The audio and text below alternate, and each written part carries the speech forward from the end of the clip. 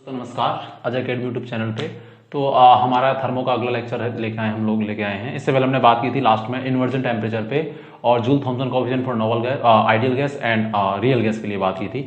आज का जो हमारा टॉपिक है वो है आदर्श गैसों के लिए प्रसार में कार्य, मतलब work on expansion of ideal gas. Ideal गैसों के प्रसार में क्या कार्य होता है। सबसे पहले तो ये देखें कि ये प्रसार में कार्य का क्या मतलब है। आदर्श गैसें हम जानते हैं वो होती हैं जिनमें जब जिस पात्र में वो भरी रहती है उनके बीच में जो उनके मॉलिक्यूल होते हैं उनके बीच किसी प्रकार का कोई इंटरेक्शन नहीं होता, किसी भी प्रकार का वैन डर वाल हम पहले भी बात कर सकें, तभी वो जूल थॉमसन इफेक्ट नहीं दिखाती है। अब एक बात आती है कि ठोस में और द्रव में प्रसार में कार्य की गणना क्यों नहीं करते, क्योंकि हमको पता है कि ठोस और द्रवों की तुलना में गैस में मॉलिक्यूल दूर दूर रहते हैं, तो गैस में तो ज्यादा एक्सपेंशन का गुण पाया जाता है कि नहीं पाया जाता, उनका तो वो तो इंटरेक्शन ज्यादा होता है ठोस और द्रवों में। इसीलिए प्रसार कार्य की गणना किसके लिए करते हैं, गैसों के लिए करते हैं। गैसों के प्रसार में जैसे ये कोई सिस्टम है, ये पात्र में आइडियल गैस भरी हुई है जिसका आयतन कितना है V1 है। तो गैसों के प्रसार में आदर्श गैस के प्रसार में हम बात करें तो प्रसार का मतलब क्या होता है, किस गैस का जो निकाय है, मतलब निकाय का मतलब है कि किस गैस पे हम अध्ययन कर रहे हैं, तो गैस जो उसमें भरी हुई है उसको मैं सिस्टम या निकाय बोल रहा हूं। इसमें क्या होता है, गैस को ऊपर से अगर कोई वायुमंडलीय दाब लग रहा है, कोई भी पी एक्सटर्नल लग रहा है, उसमें क्या होता है गैस को दाब के विरुद्ध आयतन में क्या होती है, हमेशा एक्सपेंशन में वृद्धि, क्योंकि एक्सपेंशन का मतलब आयतन क्या होगा, बढ़ेगा, क्योंकि गैस जो ये पिस्टन लग रहा है इस पे क्या लगाएगी, ऊपर की ऊपर दबाव लगाएगी, मतलब अगर एक्सपेंशन हो रहा है तो आयतन में क्या होगा, परिवर्तन होगा, मींस आयतन में क्या होगी, वृद्धि होगी। इसीलिए हम कह सकते हैं कि आदर्श गैसों के प्रसार में क्या हो रहा है, एक्चुअल में आदर्श गैसों के प्रकार में जो सिस्टम में जो गैस भरी हुई है उसको दाब के सापेक्ष आयतन में क्या करनी पड़ रही है, वृद्धि करनी पड़ रही है, क्योंकि क्या हो रहा है, एक्सपेंशन हो रहा है। इसीलिए इस प्रकार के कार्य को क्या बोला जाता है, दाब आयतन कार्य भी इसको क्या कहते हैं, कहा जाता है। जैसे हम लोग बात करें, यदि दाब के विरुद्ध आयतन में वृद्धि कितनी हो, V1 से V2 हो, तो किया गया कार्य क्या होगा, हम लोग बता सकते हैं, पहले भी बात कर चुके हैं। दिया लगने वाला दाब और आयतन में परिवर्तन डेल V। अगर एक्सपेंशन का मतलब सिस्टम कार्य कर रहा है कि सिस्टम पे कार्य हो रहा है, गैस पे कार्य हो रहा है, गैस कार्य कर रही है, गैस खुद कार्य करेगी क्योंकि गैस इस पे दबाव लगा रही है और पिस्टन क्या हो रहा है, ऊपर खिसक रहा है, क्योंकि आयतन ऊपर बढ़ रहा है, मींस आयतन में वृद्धि हो रही है। एक्सपेंशन में किया गया कार्य कैसा होता है, नेगेटिव, इसीलिए हमने कैसा साइन लगा दिया, नेगेटिव साइन लगा दिया। अब एक क्वेश्चन आता है कि किसके लिए किया गया कार्य ज्यादा होगा, उत्क्रमणीय प्रक्रमों के लिए या अनुत्क्रमणीय प्रक्रमों के लिए। हम पहले भी बात कर चुके हैं कि उत्क्रमणीय प्रक्रमों के लिए किया गया कार्य क्या होता है, ज्यादा होता है, क्योंकि वो एक से अधिक पदों में संपन्न होते हैं, अनंत पदों में संपन्न होते हैं, जबकि अनुत्क्रमणीय प्रक्रम तो एक ही इरिवर्सिबल है, अनुत्क्रमणीय तो एक ही पद में संपन्न हो जाते हैं। तो जो अधिक पदों में संपन्न होंगे उसमें गैस ज्यादा कार्य करेगी। कैसे करेगी, हम पहले बात कर चुके हैं। जैसे अनेक पदों में होंगे तो यहाँ से थोड़ा सा आयतन खिसकेगा, फिर थोड़ा खिसकेगा, फिर थोड़ा खिसकेगा, तो ज्यादा इसका मतलब ज्यादा कार्य किसमें करेगी, गैस उत्क्रमणीय में। जबकि अनुत्क्रमणीय में इरिवर्सिबल में क्या होता है, एक ही पद में हो जाते हैं, तो सटाक दी से पिस्टन ऊपर खिसक जाता है और गैस का क्या हो जाता है, एक्सपेंशन हो जाता है। हम पहले भी बात कर सकें कि उत्क्रमणीय प्रक्रम में किया गया कार्य अनुत्क्रमणीय प्रक्रम की तुलना में कैसा होता है, ज्यादा, क्योंकि उत्क्रमणीय प्रक्रम कितने पदों में संपन्न होते हैं, अनंत पदों में, मतलब वो बात थोड़ा थोड़ा खिसकते रहते हैं। तो किया गया कार्य, जो गैस जो कार्य करती है उस पिस्टन पे लगाती है, वो बार बार लगाती है, तो इसका मतलब गैस ज्यादा कार्य कर रही है या अधिकतम कार्य प्राप्त होता है, एक ही बात है।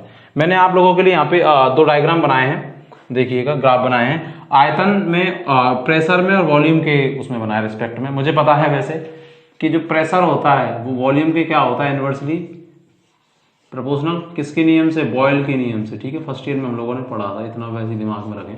तो मैंने बनाया, तो इसका मतलब जब प्रेशर में इंक्रीमेंट होगा, अगर बढ़ेगा तो वॉल्यूम में क्या होगी, कमी होगी, तो ऐसा ही ग्राफ बनेगा एक्सपोनेंशियली। इसमें भी ऐसा ही बनाया।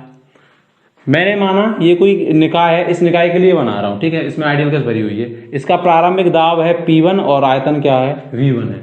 ये हम आप बोलेंगे सर आपने जीरो पे क्यों नहीं बनाया, क्योंकि गैस होगी तो उसका कुछ ना कुछ थोड़ा बहुत दाब होगा, आयतन भी होगा, ऐसा थोड़ा है कि बिल्कुल चिपकी पड़ी है इसी पे, ऐसा तो है नहीं, थोड़ा बहुत आयतन भी होगा कि नहीं होगा, इसीलिए इसको क्या बनाया, इससे दूर बनाया। जब अगर ये वॉल्यूम, इधर मैंने वॉल्यूम को लिया हुआ है, वॉल्यूम बढ़ेगा तो आयतन में क्या होगी, कमी होगी, ठीक है, कमी होगी। तो माना ये आयतन यहां से जाके यहाँ और यहाँ जाके क्या हो गया, कांस्टेंट हो गया, ठीक है। तो मुझे ये पता करना होगा इसमें किया गया कार्य कितना होगा, तो क्या करूंगा, यहां जाके आयतन कांस्टेंट हो गया, मतलब आयतन में कमी नहीं हो रही। इसका मतलब इससे मैं यहां लंब डालूंगा, जैसे ये V1 है, ठीक है, V1 था यहाँ पे, तो मतलब आयतन, और यहाँ जाके क्या हो गया, V2 हो गया। अब मैं किया गया कार्य कैसे डिसाइड करूं, P और V में जितना का एरिया कवर हो रहा है वो किया गया कार्य होगा, क्योंकि इसको क्या कहते हैं, दाब आयतन कार्य भी तो कहते हैं कि V और V के बीच में। तो कैसे करेंगे, यहाँ जहां से ये वॉल्यूम कांस्टेंट हुआ वहां से एक लंब डालेंगे यहाँ पे, और ये P अपोजिट का मतलब जब दाब इतना था तो इतना इसने कितना वॉल्यूम कवर किया, ये वाला एरिया कवर किया गया। तो किया गया कार्य किसको शो कर रहा है, ये इसको शो कर रहा है, ठीक है। एक ग्राफ और बनाया मैंने क्या किया, आयतन V1 है वही की वही, यहाँ तो P लिया हुआ है और यहाँ क्या लिया हुआ है, मैंने V लिया हुआ है। यहाँ से जब ये ऐसे जाएगा तो ऐसे ही होगा, क्योंकि आयतन में कमी होगी। अगर दाब बढ़ेगा तो यहाँ दाब आयतन बढ़ेगा तो दाब में क्या होगी, कमी होगी। ठीक है, मैं मान रहा हूँ कि ये तो एक ही पद में हो गया V1 डायरेक्ट V2। ये मैं मान रहा हूँ कि ये उत्क्रमणीय प्रक्रम है। उत्क्रमणीय प्रक्रम एक पद में तो होते नहीं, एक से अनंत पदों में होते हैं। तो पहले V1 से आयतन में कितनी परिवर्तन हुआ, V2 का। तो मैं इसका क्षेत्र निकालूंगा कि किया गया कार्य कितना होगा, दाब को और आयतन के विरुद्ध आलेखित कर लूंगा। तो माना यहाँ तक ये V टेस्ट का मतलब यहाँ तक ही गया, तो यहाँ से मैं इस पे डालूंगा दाब पे, तो ये यहाँ आएगा। तो यहाँ पे V1 था, तो ये एरिया कवर करेगा, ये वाला करेगा कि नहीं करेगा। अब माना V' से V2 गया, क्योंकि उत्क्रमणीय प्रक्रम एक पद में नहीं होते हैं, अनंत पदों में होते हैं, तो आयतन में थोड़ी थोड़ी वृद्धि होती है ऐसे। ठीक है, एक ही पद में होगा तो वो तो कैसा हो जाएगा, अनुत्क्रमणीय, इररिवर्सिबल। फिर माना V' से कितने पे गया, V2 पे गया। ठीक है, तो V2 पे जाएगा तो मुझे इसका किया गया कार्य निकालना है। तो क्या करना है, V1 से V2 का मतलब यहाँ तक गया। ठीक है, क्योंकि आयतन में तो कमी हो रही है, दाब के विरुद्ध है। तो मुझे इसका क्षेत्र निकालना है कि PV कार्य कितना हुआ। तो क्या करूंगा, यहाँ से लंब डालूंगा और कहां तक, इस दाब वाले जो ये हमने इसे Y लाइन पे लिया हुआ है ये, तो ये क्षेत्र कितना आएगा, ये वाला आएगा कि नहीं आएगा, ये एरिया कवर करेगा। इट मींस जब कोई प्रक्रम एक ही पद में हो रहा है तो ज्यादा एरिया कवर कर रहा है, या एक से अधिक पदों में हो रहा है तो ज्यादा कवर कर रहा है एरिया, एक से अधिक पदों में, क्योंकि इसको ये वाला एरिया कवर कर रहा है, इसीलिए इसमें मैक्सिमम एरिया कवर हो रहा है। और जिसमें मैक्सिमम एरिया कवर होगा या वॉल्यूम कवर होगा, वहां किया गया कार्य भी कैसा होगा, ज्यादा होगा। इसीलिए ये वाला तो किसका ग्राफ है, रिवर्सिबल का, और यही वाला किसका है, इररिवर्सिबल का। मतलब हमने जो ये लैंग्वेज लिखी है ये कि हम जानते हैं कि उत्क्रमणीय प्रक्रम में किया गया कार्य अनुत्क्रमणीय प्रक्रम की तुलना में ज्यादा होता है, उसको हम ग्राफ की सहायता से कैसे समझाएं। तो हम बता सकते हैं कि क्योंकि ऐसा इसलिए होता है कि उत्क्रमणीय प्रक्रम एक से अधिक पदों में होते हैं, तो उनके द्वारा घेरा गया जो आयतन होता है या जो मैक्सिमम एरिया जो कवर किया जाता है वो किसके ज्यादा किया जाता है, रिवर्सिबल प्रोसेस के द्वारा। जबकि इररिवर्सिबल के द्वारा कैसा एरिया कवर किया जाता है, कम एरिया का मतलब ये है कि जहां पे P और V का जो एरिया आ रहा है, क्योंकि इसको क्योंकि दाब के विरुद्ध तो आयतन में क्या होती है, वृद्धि होती है। तो V1 से V2 गया तो दाब कितना था उस टाइम, तो यही आएगा। तो ये वाला एरिया कवर किया, तो इसमें एरिया कम कवर किया। यहाँ V1 से V' गया तो ये एरिया कवर किया, जब V' से V2 गया क्योंकि अधिक पदों में होते हैं तो ये दो एरिया कवर, इसमें घेरा गया जो एरिया किसमें ज्यादा है, उत्क्रमणीय में। उत्क्रमणीय क्यों बोल रहे हैं, क्योंकि इसमें एक से अधिक पदक हमने दिखा रखे हैं, और इसका मतलब मैक्सिमम एरिया कवर कर रहा है, तो किया गया कार्य भी कैसा होगा, मैक्सिमम होगा। ठीक है, अब हम आगे बात करेंगे कि उत्क्रमणीय प्रक्रम में प्रसार में कार्य की गणना 2 पॉइंट से करेंगे, क्योंकि हमारे सिलेबस में यही है रिवर्सिबल वाला। ठीक है, 2 दे रखे हैं कि उत्क्रमणीय प्रक्रम में प्रसार कार्य की गणना, वर्क ऑन एक्सपेंशन उत्क्रमणीय प्रक्रम में ये वाला है। तो उत्क्रमणीय प्रक्रम में प्रसार कार्य की गणना 2 पॉइंट्स की हेल्प से करते हैं। एक तो क्या है, समतापीय प्रक्रम में, और एक रुद्धोष्म प्रक्रम में। मतलब समतापीय प्रक्रम में उत्क्रमणीय जो वो हो रहा है, प्रसार में कार्य हो रहा है, वो कितना होगा। इसी प्रकार रुद्धोष्म अवस्था में उत्क्रमणीय प्रक्रम में प्रसार में कार्य कितना हो रहा है, ये हमारे दोनों ही क्या है सिलेबस में, इन दोनों को हम अच्छी से भी एक्सप्लेन करेंगे। आप चाहें तो इसको लिख लें। यहाँ पे 2 टाइप के वर्क की बात करेंगे रिवर्सिबल प्रोसेस में, क्योंकि अब जब आप सिलेबस देखेंगे तो उसमें आपको दिया होगा कि समतापीय प्रक्रम में उत्क्रमणीय प्रसार में किया गया कार्य और रुद्धोष्म अवस्था में उत्क्रमणीय प्रसार में किया गया कार्य। तो हमने उत्क्रमणीय और अनुत्क्रमणीय को कंपेयर कर लिया था। उत्क्रमणीय को हमारे सिलेबस में तो 2 टाइप से दिया हुआ है, ऑल इंडिया जितनी भी यूनिवर्सिटी है सब में। क्या, एक तो जो उत्क्रमणीय में जो गैस का प्रसार हो रहा है वो उसमें समतापीय मतलब ताप स्थिर है, और एक बार रुद्धोष्म प्रक्रम मतलब ऊष्मा का क्या नहीं हो रहा, आदान प्रदान। 2 प्रकार से दिया हुआ है। ठीक है, 2 प्रकार का कार्य हमको ज्ञात करना है। पहला हमारे में आदर्श गैसों के लिए समतापीय अवस्था में उत्क्रमणीय प्रसार में कार्य। ठीक है, आइसोथर्मल बोलते हैं, कोई दिक्कत वाली बात नहीं है। समतापीय प्रक्रम का अगर समतापीय अवस्था है, इट मींस जो डेल्टा टी होगा वो कैसा होगा, 0 होगा। अरे होगा कि नहीं होगा, होगा। हमको पता है कि वैसे कार्य का फॉर्मूला क्या होता है, P del V। अगर गैस द्वारा कार्य किया जा रहा है, एक्सपेंशन का मतलब गैस कार्य कर रही है, मतलब निकाय कार्य कर रहा है। एक्सपेंशन तभी होगा जब वो पिस्टल पे धक्का लगाएगी, मींस गैस के द्वारा कार्य कर रहा है, तो P del V आएगा नेगेटिव में। अब हमको पता है वो तो कार्य करने का एक फॉर्मूला है, लेकिन हमको पता है कि जो उत्क्रमणीय प्रक्रम होता है वो एक से अधिक पदों में, अनंत पदों में संपन्न होता है। तो किसी का हमको जब टोटल निकालना होता है तो उसका क्या कर देते हैं, इंटीजर कर देते हैं कि नहीं कर देते, कर देते हैं, उसका समाकलन कर देते हैं। तो मुझे पता है कि कार्य बराबर क्या होता है, dw बराबर, अगर मैं यहां से लिखना स्टार्ट करूं, माइनस P del V, यही होता है। अब ये तो कार्य निकालने का तरीका था, लेकिन यहाँ मुझे पता है उत्क्रमणीय प्रक्रम में एक से अधिक पदों में कार्य होता है, तो बहुत सारे ऐसे कार्य आएंगे, तो दोनों का क्या कर दो, क्योंकि हर पद में कार्य आएगा, क्योंकि वॉल्यूम पहले P1 से पहले V' हुआ, चेंज हुआ, फिर V' से V2 होगा। तो इसका मतलब जब किसी का टोटल निकालना होता है तो दोनों का क्या कर देते हैं, इंटीग्रल कर दो दोनों का। ठीक है, दोनों का इंटीग्रल कर देंगे तो इसका तो क्या आ जाएगा W, और dx का क्या आ जाता है W। चलो मैं इसका एक पद और बढ़ा देता हूँ, ऐसे आप लिख देना, ये इक्वेशन नंबर 1 दी हुई है। ठीक है, समझने के हिसाब से इसका मैं क्या ले रहा हूँ, इंटीग्रल ले रहा हूँ। अगर मैं इसका इंटीग्रल लूंगा तो ये क्या होगा, dw बराबर minus P del PD V, यही होगा। मुझे पता है कि P बराबर क्या होता है, PV बराबर nRT, तो मैं क्या लिख सकता हूँ, P बराबर nRT बाई V लिख सकता हूँ, आदर्श गैस समीकरण से लिख सकता हूँ। इसका मतलब P की जगह मैं क्या रख सकता हूँ, nRT by V, nRT by V और क्या dV, dW का तो क्या हो जाएगा W, आयतन में माना क्या परिवर्तन हो रहा है V1 से लेके और V2, क्योंकि आयतन तो परिवर्तित होगा, अगर एक्सपेंशन हो रहा है गैस का तो पहले जो आयतन होगा और बाद में जो आयतन होगा, आयतन तो चेंज होगा, तो टोटल प्रथम अवस्था का और अंतिम अवस्था का हमने आयतन लिख लिया। जो भी कांस्टेंट वैल्यू होती हैं वो हमेशा इंटीग्रल से क्या आ जाती हैं, बाहर आ जाती हैं, तो क्या आ जाएगा -n कांस्टेंट मोल, R गैस नियतांक और टेम्परेचर भी क्या है कांस्टेंट, को क्या हो रहा है समतापीय अवस्था है। तो इंटीग्रल में कौन रह जाएगा, V1 से V2 कौन रह जाएगा, dV अपॉन V ये रह जाएगा। और मुझे पता है चूंकि dx अपॉन x का इंटीग्रल क्या होता है ln x, इसीलिए dv अपॉन dv क्या हो जाएगा, dv अपॉन v का ln v। कैसे लिख सकते हो, w बराबर क्या nRT और क्या ln v, और लिमिट कहाँ से कहाँ तक, v1 से लेके और v2 तक। इसको क्या लिख सकते हो, w बराबर माइनस nRT और इसको क्या ln v2 अपॉन v1 लिख सकते हो, यही आ जाएगा। ln को अगर लॉग में चेंज करना हो तो कितने से मल्टीप्लाई कर देते हैं, 2.303 से लॉग में चेंज करते हैं, log 10 में, तो क्या हो जाएगा -2.303 nRT log क्या v2 अपॉन V1। यही फॉर्मूला क्या कहलाता है, समतापीय अवस्था में उत्क्रमणीय प्रसार में किया गया कार्य। ठीक है, आप चाहे लिख सकते हैं। नेगेटिव किसको शो कर रहा है, क्योंकि एक्सपेंशन में कार्य कैसा आता है, एक्सपेंशन में कार्य कैसा आता है, तो एक्सपेंशन, ठीक है, वर्क। यही फॉर्मूला क्या कहलाता है, समतापीय अवस्था में उत्क्रमणीय प्रसार में किया गया कार्य। अगर मैं इसको प्रेशर की फॉर्म में लिखता तो क्या आ जाता, मुझे पता है P is inversely proportional to V, ये होता है बॉयल के नियम से। तो मैं क्या लिख सकता प्रेशर की फॉर्म में, -2.303 nRT। तो यहां तो कौन है, V2 ऊपर और V1 नीचे, और P और V एक दूसरे के होते हैं इनवर्स, तो यहाँ कौन ऊपर चला जाएगा, अगर प्रेशर P1 P2 है तो P1 तो ऊपर चला जाएगा और P2 नीचे, क्योंकि जो फॉर्मूला एक्चुअल जो फॉर्मूला है उसमें आयतन कहाँ था, सेकंड द्वितीय अवस्था का ऊपर, तो इसमें किसका आ जाएगा, प्रथम अवस्था का, क्योंकि P और V एक दूसरे क्या होते हैं, इनवर्स होते हैं बॉयल के नियम से। ठीक है, ये इसका ये वाला फॉर्मूला आ गया।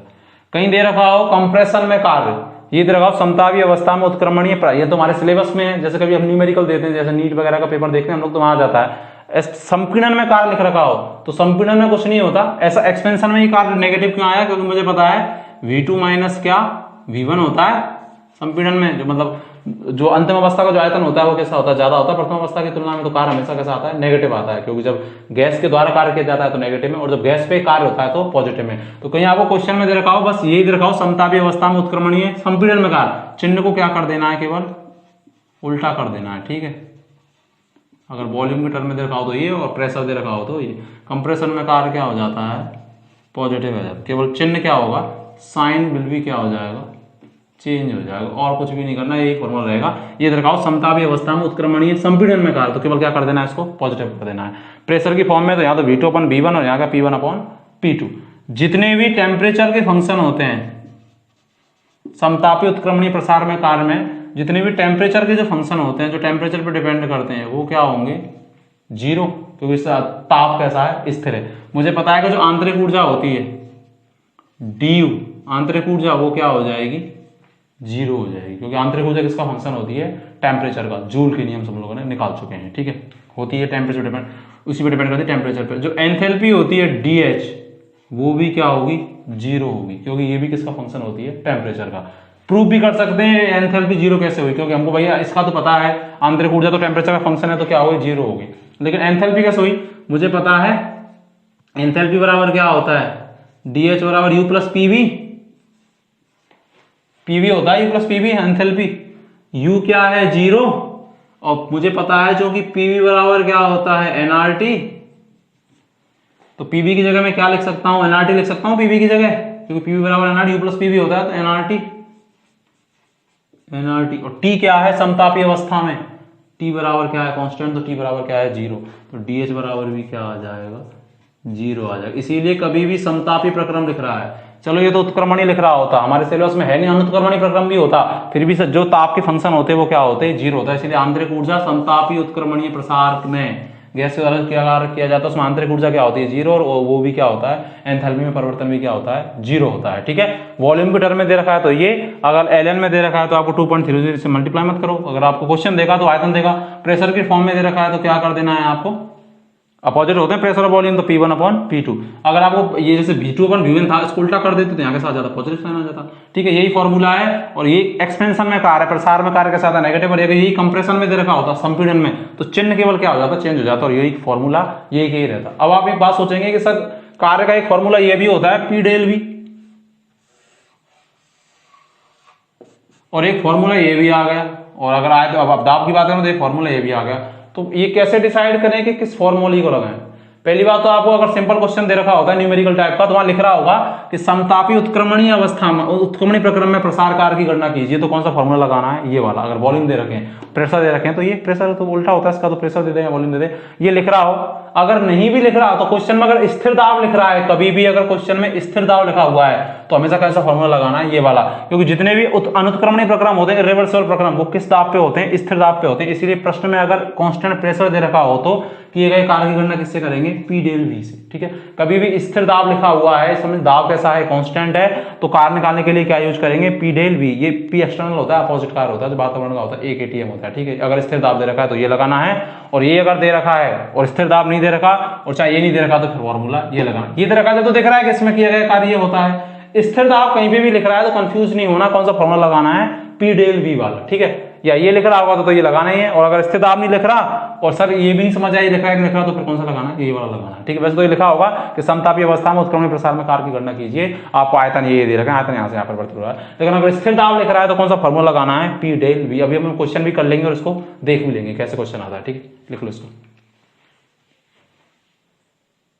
कुछ क्वेश्चन देख लेते हैं। अभी जो हमने समतापी अवस्था में जो कार्य का फॉर्मूला लिखा था उसमें, और मैंने बोला था कि P डेल V कब लगाना है, कैसे याद रखना है, तो मैंने बोला स्थिर दाब लिख रहा है वहां तो P डेल V लगाना है, और अगर समतापी अवस्था उत्क्रमणी प्रसार में कार्य है लिख रहा है तो वहां वो लगाना है लॉग वाला फॉर्मूला। जैसे पहला क्वेश्चन देखते हैं हम लोग कि एक गैस का एनटीपी पर आयतन दे रखा है 2 लीटर, इसे 300 जूल ऊष्मा दी जाती है ताकि इसका आयतन 1 ATM पर 2.5 लीटर हो, तो आंतरिक ऊर्जा में परिवर्तन ज्ञात कीजिए। डेल यू का मतलब आंतरिक ऊर्जा में परिवर्तन।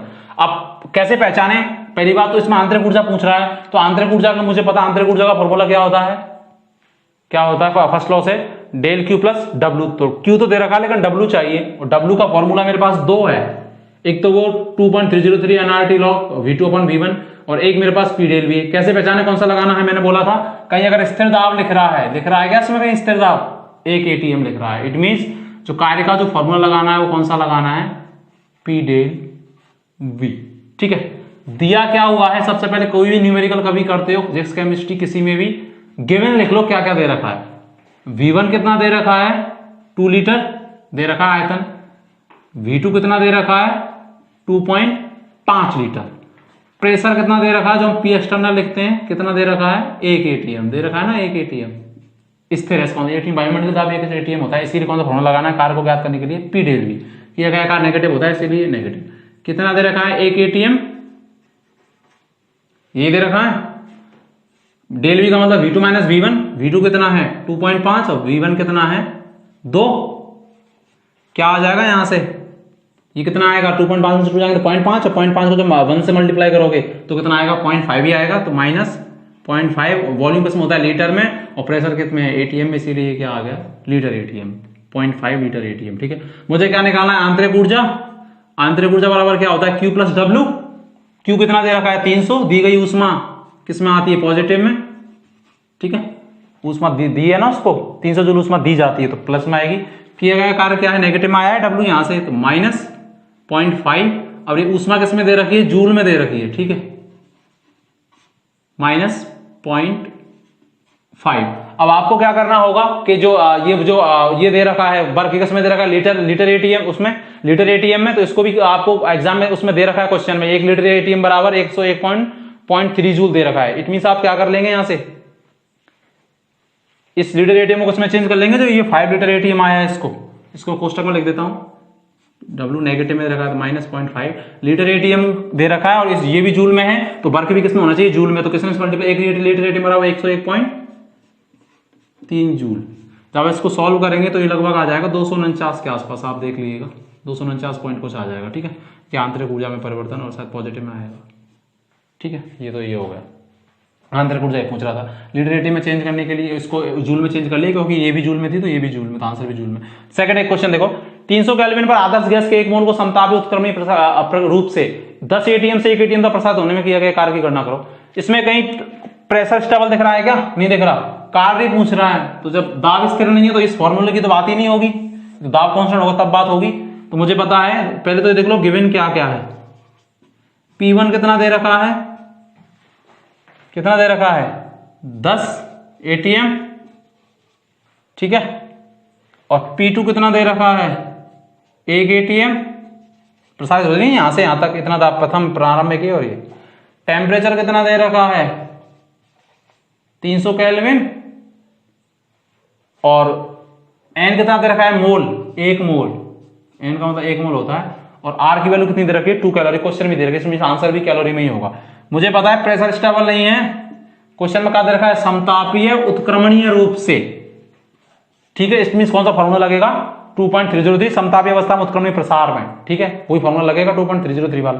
क्या होता है -2.303 nRT लॉग प्रेशर दे रखा है इसमें, ना कि वॉल्यूम। और प्रेशर का क्या होता है वॉल्यूम को जस्ट अपोजिट P1/P2 -2.303 N का मतलब कितना 1 दे रखा है 1 मोल, R का मतलब कितना दे रखा है 2 कैलोरी, ठीक है। कैलोरी में 2 होता है, वैसे 8.31 होता है जूल में। क्वेश्चन में कैलोरी में दे रखा है, मींस जो ऑप्शन जब आप दिए होंगे ना, ऑब्जेक्टिव एग्जाम अगर आप दे रहे हो या थ्योरेटिकल दे रहे हो तो कैलोरी में है, तो आंसर भी कैलोरी में ही लिखना है, क्योंकि कैलोरी में दे रखा है तो R का मान कैलोरी में लिख दिया।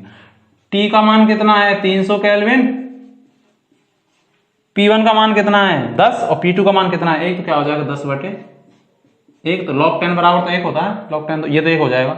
इसको जब आप सॉल्व करेंगे तो शायद 1308 के आसपास कुछ आएगा ये, ठीक है। इसको आप करके देख लेना, है ना, उसमें आ जाएगा कैलोरी में ही, ठीक है। इन क्वेश्चन को अच्छे से देख लें और लिख लें। ये फॉर्मूला कैसे लगाया, क्वेश्चन में दिया हुआ है समतापी उत्क्रमणीय, ठीक है, ये दिया हुआ है। सबसे पहले क्वेश्चन को पढ़ना है, फॉर्मूला कौन सा लगाए वर्क का। ये कब लगाना है, जब कहीं पर स्थिर दाब लिख रहा हो, 1 एटीएम लिख रहा है नहीं लिख रहा है, तब ये वाला फॉर्मूला लगाना है। समतापी उत्क्रमणीय प्रसार में किया गया कार्य हमने अभी दिखाया था, क्या फॉर्मूला आया था V2/V1, और प्रेशर उसका अपोजिट होता है तो P1/P2। ये पहले देख लो क्या क्या दे रखा है, उसके बाद आंसर ये ऐसे आ जाता है, ठीक है। ऐसे कंपेयर करना है दोनों क्वेश्चनों को। आंसर देख लेना ना, ये 1308 या 1381 के आसपास आएगा। ये कर लेते हैं हम लोग आदर्श गैसों के लिए रुद्धोष्म प्रकरण में उत्क्रमणीय प्रसार कार्य। अभी हमने बात की थी कि समतापी अवस्था में, समतापी प्रकरण में उत्क्रमणीय प्रसार कार्य क्या आता है 2.303 minus log nRT log V2/V1, अगर प्रेशर है तो P1/P2 आता है, ठीक है। इसमें अगर रुद्धोष्म अवस्था है तो उसका मतलब एडियाबैटिक है, और एडियाबैटिक कंडीशन में ऊष्मा का क्या हम पढ़ चुके हैं। रुद्धोष्म प्रकरण क्या होता है, इसमें ऊष्मा का आदान प्रदान नहीं होता, तो DQ के बराबर क्या होगा 0 होगा। टाइम बचाने के लिए लिख दिया है इसलिए। तो फर्स्ट लॉ से क्या होगा, फर्स्ट लॉ बराबर क्या होता है DQ + W, Q यहाँ पर क्या हो जाएगा 0 हो जाएगा, नहीं हो जाएगा। तो कार्य किसके बराबर आ जाएगा DU के बराबर आ जाएगा। अब ये गया कार्य मुझे ज्ञात करना है। मैंने एक समीकरण पढ़ा था क्या N मोल आइडियल गैस के लिए CB बराबर DU/dt पढ़ा था, नहीं पढ़ा था। स्थिर आयतन पर आंतरिक जो वो ऊष्मा धारिता होती है वो आंतरिक ऊर्जा में परिवर्तन के बराबर होती है। Q की जगह क्या आ जाता है, तो DU/dt पढ़ा था ना, CB यही होती है। तो CB यही है, तो मैं इसको dt को इधर ले आऊं तो DU बराबर क्या हो जाएगा NCB/dt। dt का मतलब टेम्परेचर में परिवर्तन, मतलब अंतिम टेम्परेचर और प्रारंभिक टेम्परेचर। तो DU बराबर क्या लिख सकता हूं NCB T2 - T1 इस समीकरण से, ठीक है। CB बराबर स्थिर आयतन पर ऊष्मा धारिता यही होती है DU/dt, समीकरण पहले भी पढ़ चुके हैं। यहाँ लिख देंगे U की जगह क्या लिख सकते हैं NCB T2 - T1, मतलब डेल T का मतलब T2 - T1। इसका समाकलन कर दें, समाकलन करेंगे तो जो कांस्टेंट वैल्यू है इसका समाकलन किया है, इसमें इसकी जगह रख दिया ये रख दी इसमें, ठीक है। समाकलन तो जो कांस्टेंट वैल्यू वो तो बाहर आ जाएगी, NCB कांस्टेंट है, dt चेंजेबल है, कहां से कहां तक लिमिट लगाएंगे T1 से लेके T2। टेम्परेचर में dt का मतलब T1 से T2 परिवर्तन हो रहा है, तो W बराबर क्या आ जाएगा NCB, dt का मतलब T होता है समाकलन dt/dt थोड़ा ना, केवल dt है तो क्या हो जाएगा T2 - T1, ठीक है। ln नहीं आएगा ना, क्योंकि केवल dt, ln तब आता है dt अपॉन t होता, तो ln t आता, ठीक है। केवल dts dxs का मतलब x होता है उसका, तो t2 माइनस t1, ठीक है। एक इसका एक समीकरण और बन सकता है, मैंने पढ़ाया है क्या, cp माइनस cb बराबर r, पढ़ा है मेरा इक्वेशन, cp cp में रिलेशन।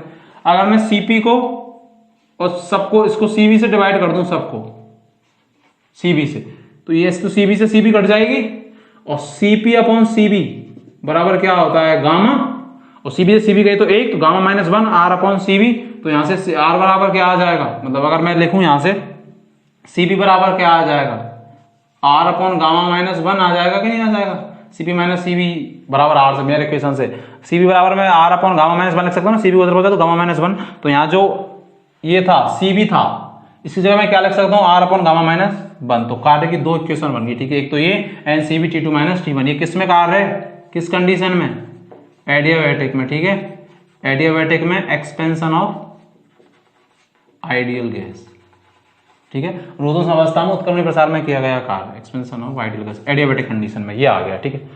आदर्श गैसों के लिए रुद्धोष्म अवस्था में टेम्परेचर, वॉल्यूम और प्रेशर में रिलेशन आता है, आपके लिए एग्जाम में क्वेश्चन आता है कि इनमें क्या क्या रिलेशन होता है, अभी हम इनको प्रूव भी करेंगे कैसे आता है। इनको पॉइजन इक्वेशन बोला जाता है, पॉइजन समीकरण बोला जाता है। टेम्परेचर जो वॉल्यूम होते हैं वो कांस्टेंट के बराबर होते हैं, टीबी वी की power gamma minus 1 is equal to constant.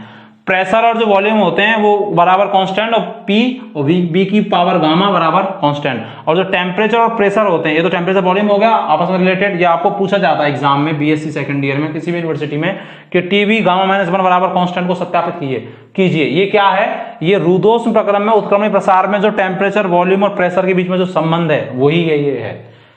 T P में क्या होता है, T P 1 minus gamma upon gamma is equal to constant. इनको पॉइजन समीकरण भी बोला जाता है, तीनों को पॉइजन समीकरण, पॉइजन भी बोला जाता है। आपको तीनों में से कोई एक दे सकता है एग्जाम में, जब आप देंगे, अब लास्ट क्वेश्चन में भी दिया हुआ है। इनको प्रूव करवाते हैं, तो हम लोग प्रूव कर लेते हैं, ठीक है। ये किस प्रसार में इनके बीच में रिलेशन बताया गया है, रुद्धोष्म अवस्था में उत्क्रमणी प्रसार में किया गया कार्य। हमारे सिलेबस में दो ही है उत्क्रमणी प्रसार में कार्य, एक तो समतापीय अवस्था में और एक रुद्धोष्म अवस्था में। समतापीय का भी हमने देख लिया, रुद्धोष्म का भी देख लिया, क्या आया है, ये आया है, कैसे आया हम लोगों ने बात कर ली। आदर्श गैसों के लिए रुद्धोष्म अवस्था में टीबीपी में क्या संबंध है, ये संबंध होता है TV gamma minus 1 is equal to constant, PV की power gamma is equal to constant, TP 1 minus gamma is equal to 1 minus gamma upon gamma is equal to constant. इनको पॉइजन समीकरण बोला जाता है। तीनों में रिलेशन है, ये कैसे आता है हम लोग देख लेते हैं। आप इसको लिख लें अच्छे से, फिर हम रिलेशन देखते हैं तीनों में। जो हमारे तीन समीकरण अभी आई थी, टीवी गामा माइनस 1 और वो जो तीनों पॉइजन इक्वेशन है, इनको हम प्रूफ करके देख लेते हैं कैसे क्या होता है, ठीक है। देखिए प्रूफ करते हैं तीनों को कैसे। फर्स्ट लॉ क्या कहता है, डी यू बराबर डी क्यू प्लस डब्ल्यू, यही कहता है फर्स्ट लॉ। रुद्धोष्म प्रक्रम में तो पढ़ रहे थे उनको, तो क्यू क्या होता है वहां पर 0, तो डी यू बराबर क्या आ जाएगा, अभी अपने बात की थी, डब्ल्यू के बराबर आ जाएगा। मैं जानता हूं चूंकि सी बी बराबर क्या होता है, अगर मैं एक मोल के लिए भी मैंने बात की थी कि मैं डायरेक्ट लिख सकता हूं डी यू बराबर N C B D T. कैसे आप बता सकता हूं ना, ये कैसे है, सी बी बराबर डी ओपन डी टी होता है एन मोल आइडियल गैस के लिए, और डब्ल्यू बराबर मुझे पता है क्या होता है, माइनस पीडीवी। यहां से आप क्या लिख सकते हैं, N C B D T, और डब्ल्यू की जगह क्या लिख सकते हैं, माइनस पी डेल वी। कोई दिक्कत वाली बात है। आप जानते हैं पी बराबर क्या होता है, पी वी बराबर एनआरटी, तो पी बराबर क्या लिख सकते हैं आप, एनआरटी बाई वी, चूंकि लिख सकते हैं ना पी बराबर एनआरटी, तो अब पी बराबर एनआरटी बाई वी। इसको पुट कर दो इस इक्वेशन में, क्या N C V D T बराबर क्या, माइनस एनआरटी बाई वी, और क्या डेल वी। टी को इधर ले जाऊंगा मैं इस टी को, तो ये क्या होगा देखना, N C B D T upon T, ये टी आ गया, और ये क्या एन आर वाई वी, और क्या डेल वी। इसको मैं डाल देता हूं इक्वेशन नंबर 1, और यहां लिखता हूं इक्वेशन नंबर 1 का इंटीग्रल करने पर समाकलन कर देता हूं दोनों, ठीक है। एन से एन कट गया क्या, एन से एन कट जाएगा, ये क्या हो गया, समाकलन करेंगे तो क्या करेंगे, सी बी तो कांस्टेंट राशि तो बाहर आ जाएगी, इधर कौन बचेगा, डी टी अपॉन टी बराबर माइनस आर, कांस्टेंट है तो बाहर आ जाएगा, गैस कांस्टेंट होता है, इंटीग्रल क्या डी बी अपॉन डी लगा दो इसको, आयतन में परिवर्तन स्मॉल ले रहे हैं ना दोनों तरफ, इसीलिए डी आंशिक परिवर्तन, डी बी अपॉन वी, यही आ जाएगा। कहां से कहां तक परिवर्तन होगा टेम्परेचर में, T1 से लेके और T2, ये dt में इसलिए इसको भी dt में ही लिया, आंशिक परिवर्तन, वो बड़ा परिवर्तन होता है डेल वाला। ये कहां से कहां होगा, v से लेके और v1 से लेके और v2 तक, ये क्या आ जाएगा cb ln और क्या आ जाएगा t, और चाहे डायरेक्ट लिख दो T2 माइनस T1 लिख सकते हैं, चाहे वो करके लिख दो, ठीक है, यही आ जाएगा। ये क्या आ जाएगा माइनस r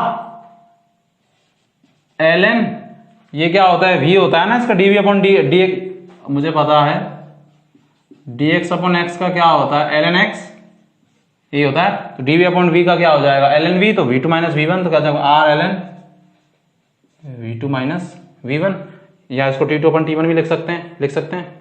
देखो और क्या हो सकता है, मुझे पता है, ऐसे भी लिख सकते हैं इसको cb ln T2 upon T1 और r ln v2 upon v1, क्योंकि m minus N m upon n का मतलब l m माइनस n होता है। मुझे पता है r बराबर क्या होता है cp माइनस cb बराबर r, मेरी इक्वेशन होती है, पढ़ चुका हूं मैं। r की वैल्यू यहाँ पुट कर सकते हैं क्या, देखो एक काम और कर सकते हैं आप यहाँ पे, जैसे v2 अपन v1 था, इसको उल्टा कर दो, अगर इसको उल्टा कर दोगे तो इस चिन्ह जो है आया है ये माइनस ही किसमें हो जाएगा प्लस में, अरे v2 अपन v1 आया, इसको उल्टा भी तो कर सकते हैं, तो अगर उल्टा कर देंगे तो ये क्या हो जाएगा, मैं यही कर देता हूं, समझ तो आ रहा है ना, जैसे v2 अपन v1 था, इसको ऐसे लिख सकता हूं plus r ln v1 upon v2, उल्टा हो जाएगा तो चिन्ह भी परिवर्तित हो जाएगा कि नहीं हो जाएगा। इसमें अब r की वैल्यू पुट कर दो इस इक्वेशन में, cp माइनस c बराबर r, तो cb ln T2 upon T1 और ये क्या cp माइनस cb, r की जगह ये प्लस में हो गया ना ये, और ln v1 upon v2, v1 क्यों हो गया, क्योंकि मैंने इसको उल्टा कर दिया, v2 अपॉन v1 से v1 अपॉन v2। cb को इधर ले आओगे आप, अगर cb को, तो cb का भाग लग जाएगा इसमें, इस cb को इधर ले आएंगे, तो इसको यहां से मिटा रहा हूं मैं क्योंकि जगह कम पड़ेगी ना फिर, तो ये क्या आ जाएगा ln T2 अपॉन T1 क्या आ जाएगा cp upon cb minus 1, cb से cb कट जाएगी ना, दोनों में भाग लगेगा, cb का cp में भी cb में भी, ln v1 upon v2, cp upon cb बराबर क्या होता है, बराबर गामा, तो ये क्या आ जाएगा ln T2 अपॉन T1, ये तो है ही, ये क्या आ जाएगा gamma minus 1 ln v1 upon v2, यही आ जाएगा। एक लॉग में हम ये चीज पढ़ते हैं कि लॉग m की पावर n, इसको कैसे लिख सकते हैं n log m, ठीक है, इसको ऐसे भी लिख सकते हैं, ठीक है, log m की पावर n का मतलब होता है n log m, तो ये ऐसे ही लग रहा है कि मुझे ln, या मैं ln की फॉर्म में ले लूं, ln m की पावर n को क्या लिख सकते हैं n ln m लिख सकते हैं, इसको पावर हमेशा आगे आ जाती है n log में, ln में या log में, तो ये इसका ऐसे ही तो है, ये log m, इसकी अगर मैं इसको पावर कर देता तो ये आगे आगे होगी गामा माइनस 1, इसको इस समीकरण से, इसको ध्यान में रखते हुए इसको मैं ऐसे लिख सकता हूँ, इसको ln T2 अपॉन T1 और क्या लिख सकता हूं ln क्या v1 अपॉन v2 की पावर क्या गामा माइनस 1 लिख सकता हूं ना, इसको आगे आगे होगी, जैसे ये m की पावर n है तो इसकी पावर ये है ln की, तो ये आगे आगे, तो ऐसी कैसी तो बन जाएगी कि नहीं बन जाएगी, ln से ln कट गया, क्या आया T2 अपॉन T1 बराबर v1 अपॉन v2 की पावर क्या गामा माइनस 1, इसको मैं ऐसे लिख सकता हूं क्या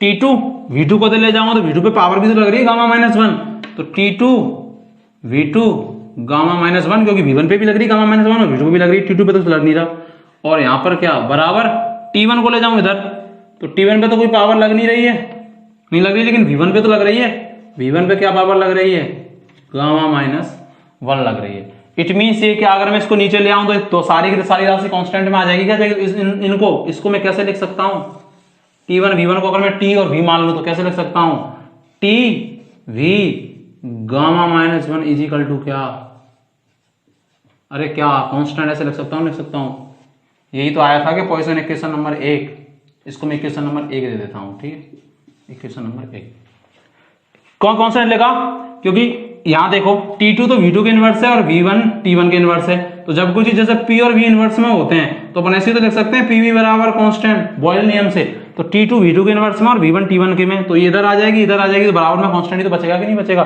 तो TB गामा माइनस 1 बराबर क्या लिख सकते हैं हम लोग, कांस्टेंट लिख सकते हैं। किसमें पहली पॉइजन इक्वेशन यही आई थी क्या, किसमें रिलेशन है, टेम्परेचर में और किसमें, वॉल्यूम में, यही तो आया कि नहीं आया। इसको आप देख रहे हैं, मैं इसको मिटा रहा हूँ इस तरफ वाले को, ठीक। आप इसको वीडियो को पॉज करके बैक करके भी आप लिख सकते हैं। देखो इसी से देखो सेकंड इक्वेशन बन सकती है क्या, चूंकि मुझे को पता है पीवी बराबर क्या होता है, आरटी होता है कि नहीं होता, तो यहां से मैं टी बराबर क्या लिख सकता हूं, टी बराबर क्या लिख सकता हूं मैं, पीवी बाई आर, यहां इस इक्वेशन से पी बाई आर टी, इस वैल्यू को पीवी बाई आर की जो वैल्यू है इसको इक्वेशन 1 में पुट कर दो। टी की जो वैल्यू आई है ना पीवी बाई आर, इक्वेशन 1 क्या है, टीवी, टी की जगह क्या लिख सकता हूं मैं, पीवी बाई आर इक्वेशन 1 में, और ये क्या लिख सकता हूं मैं, वी की power gamma minus 1 is equal to क्या, कांस्टेंट, आर तो एक कांस्टेंट है, गैस कांस्टेंट, इसका तो कोई महत्व है नहीं। ये क्या आ गया, इसको क्या लिख सकता हूं मैं, पी, अगर इसमें वी इसे ऐसे लिख दूं इसको कोई दिक्कत थोड़ा है, पी वी की पावर गामा माइनस 1 और वी और पी सेम ही तो है, तो आर तो कांस्टेंट है, इसको तो हटा दिया मैंने, कांस्टेंट के बराबर देख रहे हैं, तो वी और पी, ये क्या लिख दूं मैं इसको, कांस्टेंट। यहां v की पावर गामा माइनस 1 है, यहाँ p की पावर कुछ नहीं तो 1 और v की पावर कुछ नहीं तो 1 मान लेंगे, कुछ नहीं, इस 1 से ये -1 कट जाएगा, क्या कट जाएगा, तो ये क्या आ गया, p v की पावर क्या गामा इज इक्वल टू क्या, कांस्टेंट, पोजीशन इक्वेशन नंबर 2। यही तो आई थी कि नहीं आई थी, यही आई थी, दाब और आयतन में संबंध कैसे आई, t की वैल्यू रख दी इसमें, आदर्श समीकरण से pv बाई आर लिख दिया, पीवी बाई आर यहाँ पे, और v की power gamma minus 1, R constant है तो आर को इसमें साथ ही कांस्टेंट के बराबर ही देख रहे हैं, तो पीवी को इधर लिख दो चाहे इधर लिख दो, तो मैंने वीपी लिख दिया, कोई दिक्कत थोड़ा है, तो बराबर के इस तरफ ही, तो v की पावर 1 और v की पावर गामा माइनस 1, तो 1 से -1 कट गया, तो क्या होगा, v की पावर तो गामा और p की पावर 1, तो pv और v की पावर गामा बराबर कांस्टेंट लिख सकते हैं। इक्वेशन 1 से, इक्वेशन नंबर 2, इक्वेशन 1 से देखो, मैं यहां से अब मुझे ये रिलेशन मुझे किस में से निकालना था, वॉल्यूम में और किस में निकालना था, प्रेशर में तो निकाला मैंने, वॉल्यूम प्रेशर में तो मैंने टी की जगह रख दिया, अब मुझे निकालना होता है टेम्परेचर में और किसमें, प्रेशर में, टेम्परेचर वॉल्यूम में आ गया, प्रेशर वॉल्यूम में आ गया, अब एक रिलेशन और बच गया किसमें, टेम्परेचर में और प्रेशर में, तो v की जगह कोई वैल्यू रख दो, क्योंकि टेम्परेचर तो है ही, v की जगह रख दोगे तो प्रेशर की वैल्यू आएगी, क्योंकि हम जानते हैं आदर्श गैस समीकरण से क्या होता है, पीवी बराबर आर टी, तो v बराबर क्या लिख सकते हैं अपन, R T by P, put in equation number 1, इसको इक्वेशन नंबर 1 में पुट कर दो, देखो यही आएगा कि नहीं आएगा, v बराबर आर टी बाई पी, इसको इसमें पुट करो, t तो t है और v की जगह क्या पुट कर सकते हैं, are T by P, are T by P, यहां से इसमें इसकी पावर कितनी लग रही है, गामा माइनस 1 इजिकल टू क्या लिख रहा है, कांस्टेंट लिख रहा है, ठीक है, इसको मैं मिटा रहा हूं यहां से, आप वापस आराम से देख लेना वीडियो को, कोई दिक्कत वाली बात नहीं है, ठीक है। ये देखो, ये क्या करोगे, एक तो t तो बाहर था ही, अगर मैं इसमें से t को बाहर निकालता तो t की पावर कितनी आती, क्योंकि t पे भी पावर लगेगी, अगर यहाँ p पे सब पे जब इसके अंदर जो चीज है सब पे पावर है, क्या गामा माइनस 1, r तो कांस्टेंट है, मैं लिखता हूं r तो कांस्टेंट, तो r का तो कोई महत्व है नहीं, क्योंकि कांस्टेंट के बराबर वैल्यू देख रहे हैं, तो r तो कांस्टेंट है, t और यहां तो अंदर कौन रह गया, 1/p की power gamma minus 1 is equal to क्या, आर को हटा दिया, आर कांस्टेंट है, यहाँ इसको मैं ऊपर लेके जा रहा हूं, देखो यहाँ टी की पावर तो गामा माइनस 1 है, इसमें से बाहर निकाला था ना, इसमें से तो जो सब पे ही पावर रहेगी, तो आर कांस्टेंट तो हटा दिया, टी पे कोई पावर नहीं तो 1 मान लेंगे, तो 1 से तो -1 कट गया, क्या आया, टी की पावर क्या, गामा, और 1/p को अगर मैं उल्टा कर दूं तो 1/p की पावर यहां क्या आती, गामा माइनस 1, और अगर मैं इसको p लिखना चाहता हूं तो क्या लिखना पड़ेगा, और मुझे 1 माइनस गामा क्योंकि ये उल्टा होगा तो पावर भी क्या हो जाएगी, उल्टी हो जाएगी, 1/p था, 1/p को मुझे p लिखना है तो p को ऊपर ले गया, तो गामा माइनस 1 उल्टा हो जाएगा, 1 माइनस गामा बराबर क्या आ गया, कांस्टेंट। इसको डाल दें मैंने इक्वेशन नंबर 3, इक्वेशन नंबर 3 को मैं अगर गामा से डिवाइड कर दूं, divided by gamma, equation number 3 को मैं गामा से डिवाइड कर दूं, तो गामा से डिवाइड करोगे तो इसके नीचे भी गामा और क्या, इसके नीचे भी गामा, तो इसमें तो गामा से गामा कट जाएगा, ये क्या आ जाएगा, टी P की पावर क्या 1 minus gamma is equal to gamma, और ये क्या आ जाएगा कांस्टेंट। यही तो होता है पॉइजन इक्वेशन नंबर 3 आपकी कॉपी में अगर आपने लिख रखा हो तो यही तो था। ये किस में रिलेशन आ गया, टेम्परेचर में और किस में, प्रेशर में। इन्हीं को क्या बोला जाता है, पॉइजन इक्वेशन। एक तो ये आया T B gamma minus 1 is equal to constant, आप वीडियो को वापस कर रिवर्स करके देख सकते हैं। पी बी गामा बराबर constant, T P 1 minus gamma upon gamma बराबर कांस्टेंट। कैसे आया, इसको गामा से डिवाइड किया, ठीक है, यहाँ पर डिवाइडेड इक्वेशन नंबर 3 को गामा से डिवाइड किया तो ये आ गया, ठीक है, ये रिलेशन आ गया। इक्वेशन नंबर 4 डाल सकते हैं, ठीक है। 2 1 2 और 4 तीन रिलेशनों को क्या कर रही है, शो कर रही है। इस लेक्चर में हमने क्या बात कर ली, क्या क्या बात की आप लोगों ने अब तक बताइएगा। हमने बात की है केवल जो कौन कौन से इसमें उत्क्रमणीय प्रसार में कार्य होते हैं, एक तो समतापी प्रक्रम में और एक रुद्धोष्म प्रक्रम में। रुद्धोष्म प्रक्रम में कार्य जो आता है उसके इसमें रुद्धोष्म प्रक्रम में उत्क्रमणीय प्रसार होता है। तो ताप दाब और आयतन में क्या क्या रिलेशन पाया जाता है, हमने तीनों रिलेशन लिखे थे जिनको हम पॉइजन समीकरण कह रहे थे। एक तो क्या आया T V gamma minus 1 is equal to constant, कैसे आया हमने देख लिया। एक क्या आया प्रेशर और वॉल्यूम में क्या है, आपको एग्जाम में कैसे क्वेश्चन आने वाला है, आपको क्वेश्चन आने वाला है कि ये देगा और उसको सत्यापित करिए, तो यहां तक ही करना है। जो अपन इक्वेशन अभी आप कॉपी में नोट डाउन करोगे यहाँ से, हमें नोट्स भी डाल देंगे हम लोग पीडीएफ बना के, तो यहां तक करना है। पूछे प्रेशर और वॉल्यूम में लिखिए तो फिर ये यहां तक करना है, और अगर पूछे कि टेम्परेचर और प्रेशर में लिखिए तो फिर ये पूरा करना है, ठीक है। बुक्सों में आपके लिए अलग अलग दे रखते हैं, बहुत बड़े बड़े, तो उनका मतलब है नहीं। अगर टेम्परेचर वॉल्यूम में पूछे तो यहां तक, और प्रेशर वॉल्यूम में पूछे तो यहां तक, और अगर उसमें पूछे टेम्परेचर में और प्रेशर में तो इसको छोड़ देना है, फिर यहां से कर देना है टेम्परेचर प्रेशर में, केवल इसकी वैल्यू रख देनी वॉल्यूम की। और अगर प्रेशर और वॉल्यूम में पूछे तो टेम्परेचर की वैल्यू रख देनी, तो यहां तक हो जाएगा। और अगर टेम्परेचर वॉल्यूम में पूछ रहा है तो फिर यहां तक ही करना है, जो शुरू में आया था वहां तक ही करना है, ठीक है। तो अगले लेक्चर में हम आगे बात करेंगे थर्मोकेमिस्ट्री के बारे में, जब तक इसको अच्छे से पढ़िए, फिर इसके बाद 1-2 लेक्चर में यूनिट कंप्लीट हो जाएगी, फिर अब अगले यूनिट पे चलेंगे, ठीक है। थैंक्स अ लॉट, जय हिंद।